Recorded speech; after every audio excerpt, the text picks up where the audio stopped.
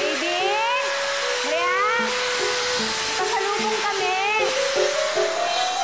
Babe! Eto ka na. Salamat po. Salamat po. Jimmy! Gusto yung trabaho mo? Jimmy!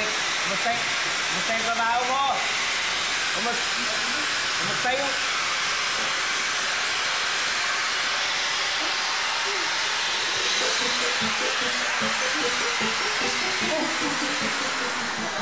Kung hindi mo ko marinig, ayaw mo patayin. Sorry ho. Eh, ano ba sinasabi niyo? Sabi ko, kumusta na yung trabaho mo ka ako? Matagal pa ba yan? Hindi ho. Madali lang ho yan. Kung lamang i-istorbo. Paringgan pa ako. Yan, sige, tapusin mo na. Naka-istorbo ako sa'yo eh.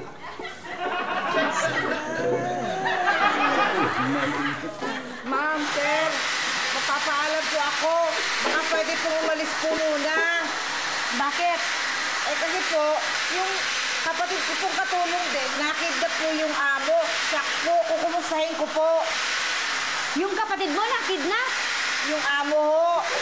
Yung amo mo nakidnap! Ay, hindi ho. Ay, po yung amo ko. Ako? Ano nangyari sa akin? Sir, hindi ho.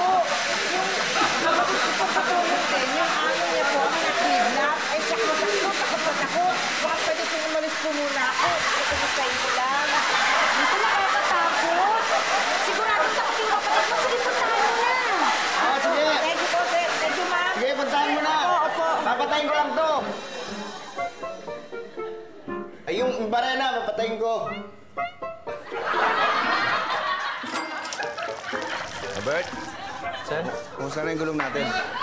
Sir, puro kalbo na ho lahat eh. Kailangan na natin palitan. May delikado na ho. Baka sumingaw na lang bigla. Ano ba? Sige. Buti pa siguro, papalitan mga natin. Yung kaibigan ko ho, si Jack, sir, ka-text ko. Oo. May kakilala daw siyang tindahan ng gulong. Makaka-discount po tayo. Talaga? Oo, sir. O sige, doon tayo magpapalit. Okay, sir. O sige, tawagan mo na. Text mo na, sabihin mo, papalit tayo, ha? Okay, sige, sir. Sir, okay na po. Okay na? Sige, salamat, ha? Jack, salamat din, ha? Kasi kilala mo pala yung manager. Ang laki ng discount na binigay sa amin. Mabuti naman, sir. Eh, lagi ko rin naman siyang binibigyan ng racket eh. Talaga? Ano ba mga racket mo? Naku, marami, pre. Mayroong mga buy and sell ng mga used parts ng kotse, hindi. Marami pa, iba-iba. Basta mapagkakakitaan. Ano, Robert, yung mga gulong natin na luma, bigay mo lang kay Jack, baka pagkakitaan niya. Sige, Naku, sir. Salamat po. Tatanggapin ko talaga yan.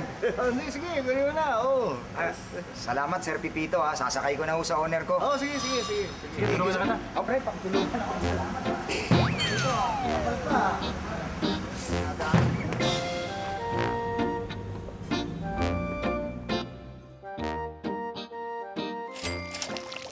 Oo. Tsaka ang kapal eh, oh. Tagal-tagal pa to. Mga ilang taon pa to bago mapudpud. Fitz! Oh.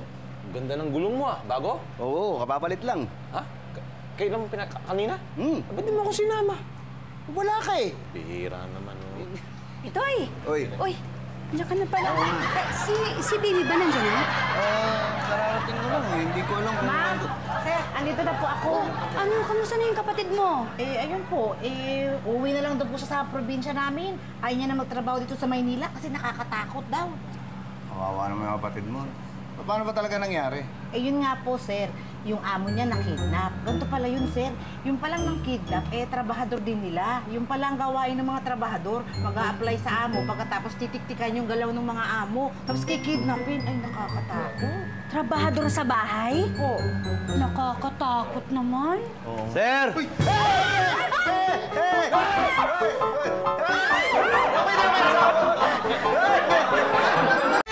Tawa, tawa, tawa.